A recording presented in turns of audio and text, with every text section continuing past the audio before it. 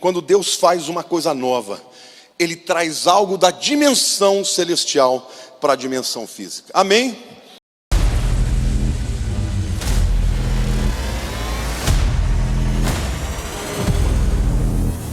Eu quero dizer para vocês que na Bíblia, toda vez que fala de estação, fala de uma mudança de natureza, do tratamento de Deus para com os homens. E o tempo é exatamente aquilo que nós já falamos. Lá em Isaías 43, versículo 19, Deus diz assim: eis que faço coisa nova, que está saindo à luz, porventura não o percebeis? Eis que porei um caminho no deserto e rios no ermo. O que Deus está dizendo? Olha, eu vou mudar a estação, eu vou introduzir um novo tempo na sua vida. E o que o Senhor está me mandando dizer aqui é que nós estamos vivendo num tempo de mudança de estações, irmãos, e que Deus vai fazer algo novo. E o texto diz assim: eu abro um caminho no deserto e rios no ermo. Vejam que coisa incrível. É muito difícil você ter um caminho no deserto. Por quê? Porque o deserto, a paisagem muda todo o tempo. O vento modifica as dunas. Então é muito difícil você abrir um caminho. No natural é difícil, porque no deserto não é um lugar próprio para se ter um caminho delimitado. Mas Deus está dizendo que Ele é Deus e que Ele vai abrir um caminho no deserto. Então é sobrenatural, amém ou não? Gente, nós estamos vivendo no Brasil um tempo do sobrenatural.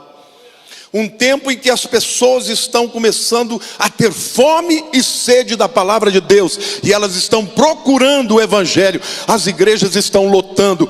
É um tempo e uma estação nova que Deus está agindo no Brasil. Amém ou não?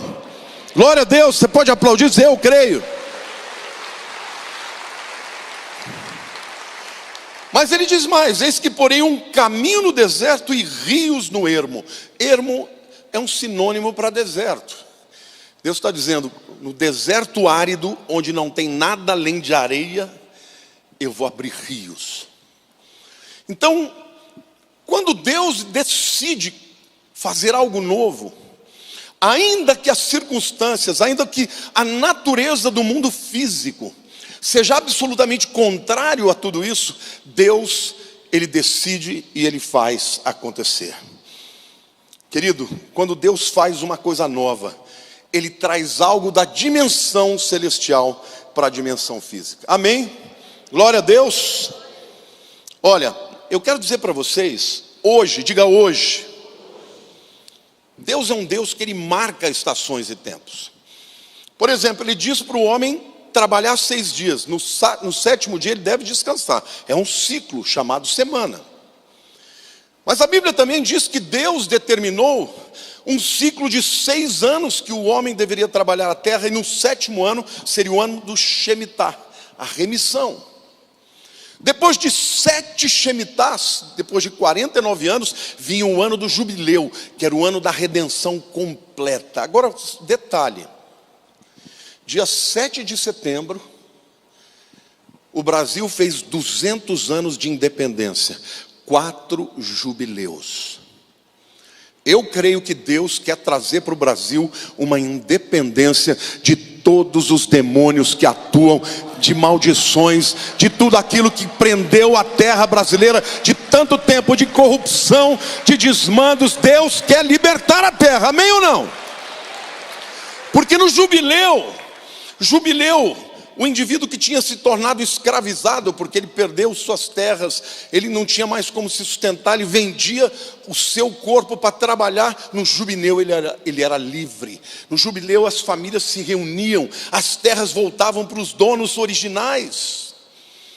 Eu creio que Deus está querendo fazer isso no Brasil, porque tudo começa no mundo espiritual, mas tem um espelhamento no mundo físico. Mas eu vou dizer mais do que isso. Vocês sabiam que este ano que nós estamos vivendo é o ano do Shemitah? Shemitah, que é remissão. Eu tenho uma mensagem muito mais profunda sobre isso, mas eu vou dar um briefing aqui para vocês entenderem. O povo judeu Durante 70 anos, não 70 Shemitahs, o ano que eles deveriam descansar a terra, eles não o fizeram. Sabe o que Deus fez? Mandou o povo para a Babilônia exilados. E disse, Jeremias falou, até que se completem os 70 anos do descanso da terra, que eles não guardaram. Ou seja, roubaram 70 Shemitahs, Deus mandou 70 anos para o exílio. Então, ao longo da história, o Shemitah, ele se torna, para aqueles que estão andando em obediência, se torna uma bênção, mas para aqueles que estão desobedientes, uma disciplina de Deus. Deixa eu dizer algo para vocês. As torres gêmeas caíram no ano do Shemitah, 2001. O crash na bolsa de 2008, ano do Shemitah. Mas Deus também age favoravelmente do seu povo e segundo a sua agenda. Vocês sabiam que até o ano de 1917 o povo de Israel não podia comprar terra lá em Israel? Mas em 1917, um homem chamado Balfour, que ele era ministro das relações exteriores, a Inglaterra nesse tempo era quem dominava. Cessou o período do Império Otomano, porque perderam a guerra, a Primeira Guerra Mundial de 14 a 18. E então, toda a região da Palestina e Israel ficou na mão dos ingleses.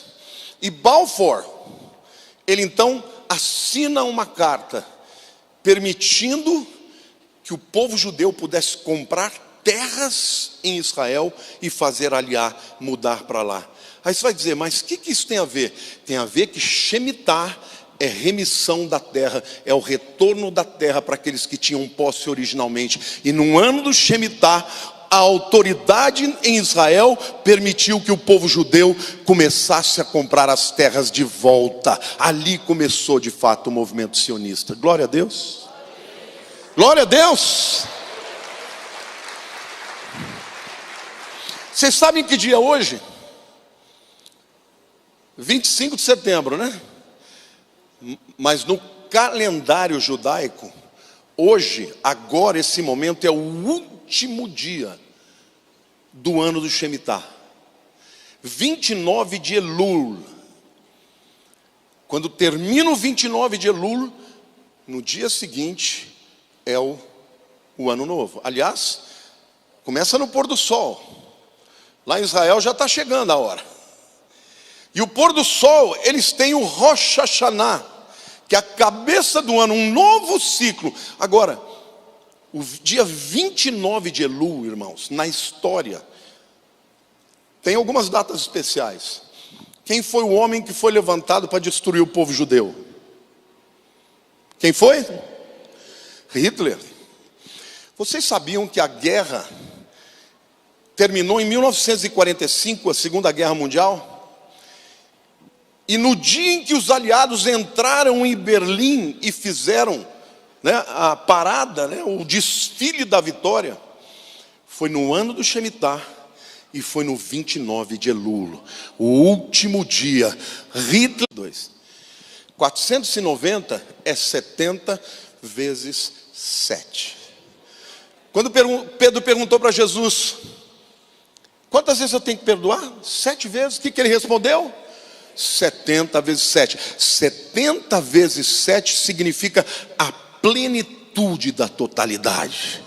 Então eu quero dizer para vocês que nós estamos no ano do Shemitah, nós estamos no último dia do Shemitah, mas estamos celebrando, além do 4º jubileu da independência, estamos celebrando a plenitude da completude. Isso pode ser uma redundância, mas eu quero dizer que é uma forma de Deus estar falando, para aqueles que me temem e creem no meu nome, vai ser a plenitude da libertação, da bênção, da vitória, do acesso, da evolução, amém?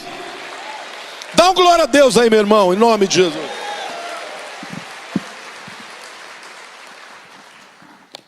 Tudo isso só para dizer para você como Deus se importa com ciclos. Mas agora que eu vou começar a pregar. sobre a importância de entender os tempos e as estações. Vocês já entenderam que tempo fala de uma medida, e estação fala de uma natureza. Mas a segunda reflexão que eu faço é que a Bíblia nos ensina o quão desastroso é não discernir tempos e estações.